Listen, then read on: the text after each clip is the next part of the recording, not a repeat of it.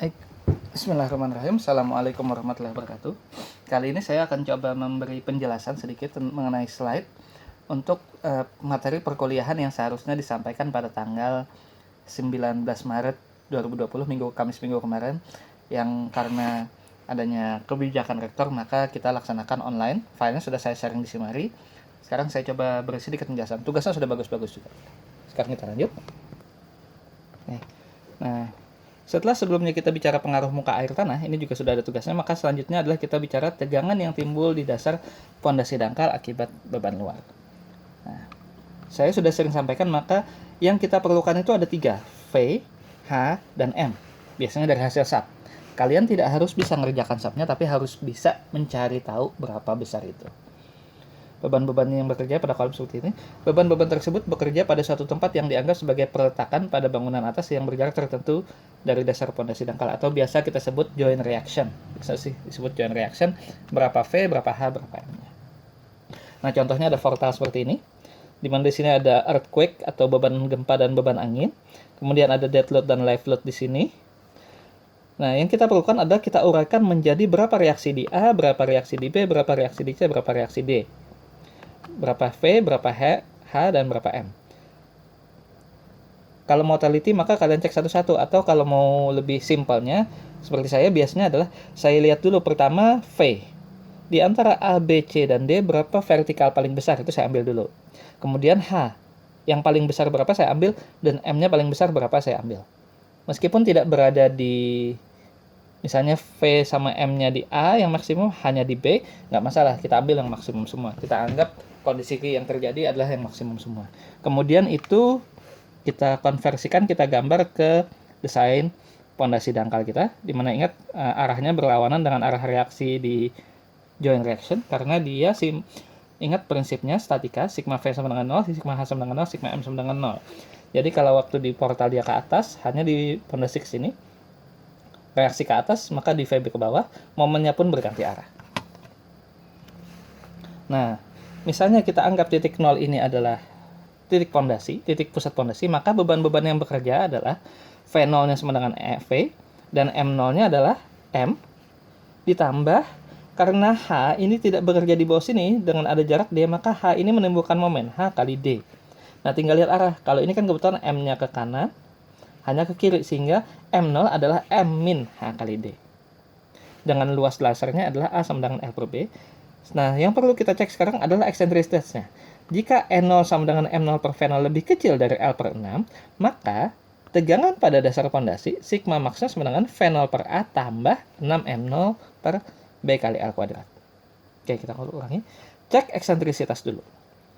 Kalau N0-nya sama, yaitu N0 sama dengan M0 per V0, hasilnya lebih kecil dari L per 6, maka tegangan yang terjadi di dasar pondasi sigma max rumusnya menjadi V0 per A tambah 6 M0 per B kali L kuadrat, yang kuadrat A-nya. Tapi kalau N0 ternyata berdasarkan M0 per V0 lebih besar dari L per 6, maka sigma max sama dengan 2 V0 per 3B L per 2 min N0. Jadi setelah kalian tahu berapa V, berapa M, berapa H, hitung V0 dan M0-nya dulu. Dari V0 dan M0, hitung berapa N0. Setelah tahu berapa N0-nya, baru pilih rumus ini dan hitung kembali sigma maksimumnya. Itu kalau pondasinya simetris. Tapi kalau pondasinya eksentris, contohnya simetris bentuknya kayak gini, dalam artian ini bentuk ya. Kalau eksentris, misalnya eksentris, maka momennya ada 3.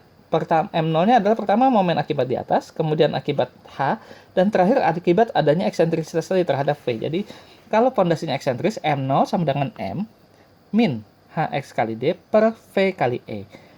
Dan E0-nya lebih kecil, dan E lebih kecil sama dengan E0. Nah, perlu dicek lagi E. Kalau E yang diketahui lebih kecil dari E0, maka rumus sigma max dikontrol. Tapi kalau E sama dengan N0, maka sigma max sama dengan V0 per A. Dengan anggapan tegangannya merata di situ. Pondasi dibilang aman kalau sigma max-nya lebih kecil dari QD atau lebih kecil dari tegangan dari daya dukung. Jadi sigma max harus lebih kecil dari daya dukung yang sudah kita pelajari, yaitu CNC tambah QNQ tambah setengah gamma BN gamma. Nah, ini contoh soal yang sudah saya berikan kemarin. Alhamdulillah kalian sudah bisa ngerjakan. Jadi ini saya skip aja. Langsung kita masuk ke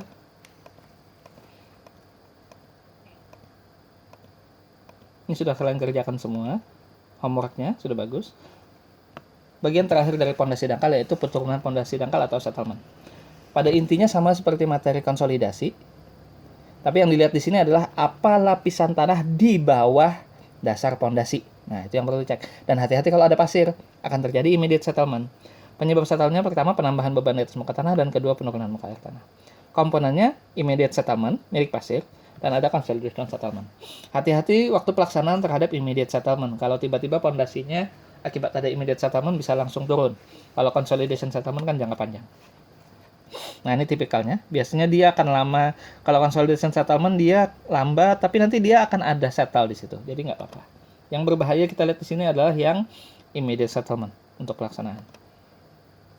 Nah, ingat kembali rumusnya. Immediate settlement adalah Q kali B 1 min mu kuadrat per W per ES, yaitu beban terbagi rata, dikali lebar pondasi, kali Poisson ratio, yaitu 1 min mu Poisson ratio, modulus yang, dan ini adalah faktor-faktor pengaruhnya. Ingat kembali seperti Mektan, ada faktor bentuk, ada faktor L per B-nya, dan ada faktor, ini adalah nilai Poisson rasionya berdasarkan jenis tanah, dan ini adalah nilai E. Nah, sekarang kalau yang konsolidasi, maka kita cek dulu, dia NC apa OC. Ingat kembali materi Mektan 2, normally consolidated atau over consolidated. Kalau normal, maka settlementnya adalah CC per kali H per 1 plus N0 log P0 plus delta P per P0. Tapi kalau over consolidated, antara rumus yang ini atau yang ini. Efeknya kemana?